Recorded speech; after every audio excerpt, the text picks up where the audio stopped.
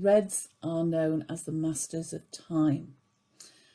And the reason behind that is, if we look now, the blue behavioural preference, they have a tendency to overschedule their diaries and leave no time for impromptu meetings or tasks.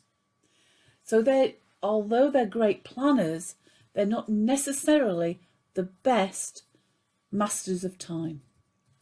So the other things that our blue preference can do is, if we have a higher blue preference, then we tend to need more time to read and digest information, which may not always be taken into account by other people. So, for example, you might be handed a load of information in a meeting, which is perfectly great for the reds and yellows.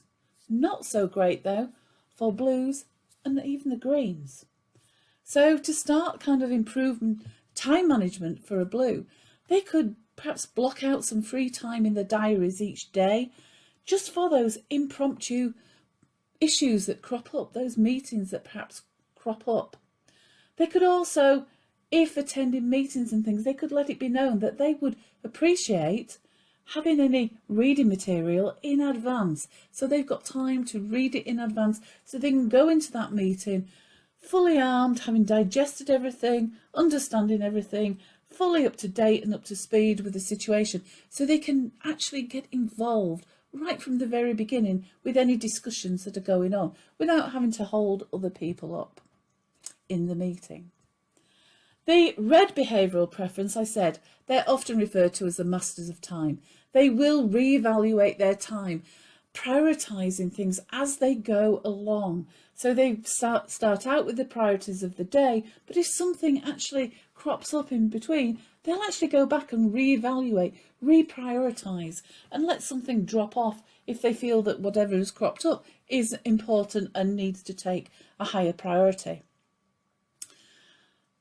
They actually only listen to kind of key information. They're able to pick out key information, analyse it quickly, and then take immediate action.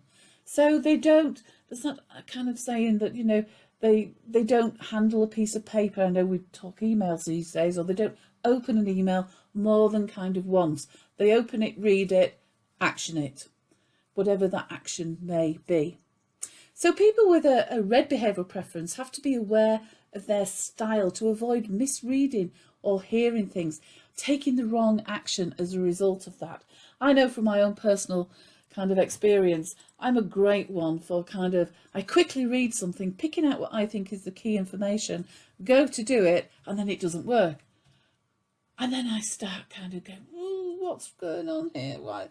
They said, and then I go back and read it again, and actually, I just didn't read it properly. So that can be one of the issues for us reds.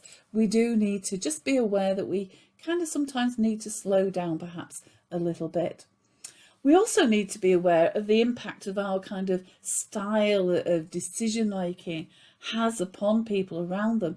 It's easy for us to give other people an impression that we've already made our mind up anyway, so before they've even had an opportunity to say their piece, to be heard, because we listen, we analyse and we act quickly. The yellow behavioural preferences, when they are interested in work, the actual task, when they've got a real interest in their task, they get totally absorbed into the task and can lose all track of time, meaning that they may well kind of miss meetings, miss meals, even miss sleep sometimes, because they get so involved in the task that they're doing. They're so energised by doing it. And they also get easily distracted because of their key driver for that curiosity and novelty.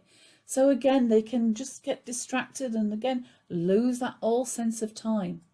So whilst operating in that flow state is very valuable in some circumstances, getting lost in time and drawn so far into something can also be a bad thing.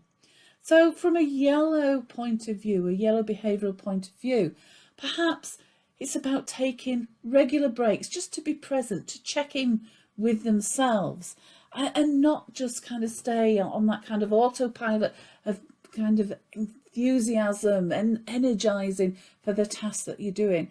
So hopefully by staying more present in the present moment, checking in with themselves regularly, will help them to kind of go, oh gosh, it's 2:45, I've got a 3 o'clock meeting, I better stop doing this. Otherwise, if they don't do that, 3:30, or maybe 3:10, the phone rings and it's somebody saying, shouldn't you be at this meeting? Or it could get to 3:30 and they look up and go, I'm sure I had a 3 o'clock meeting.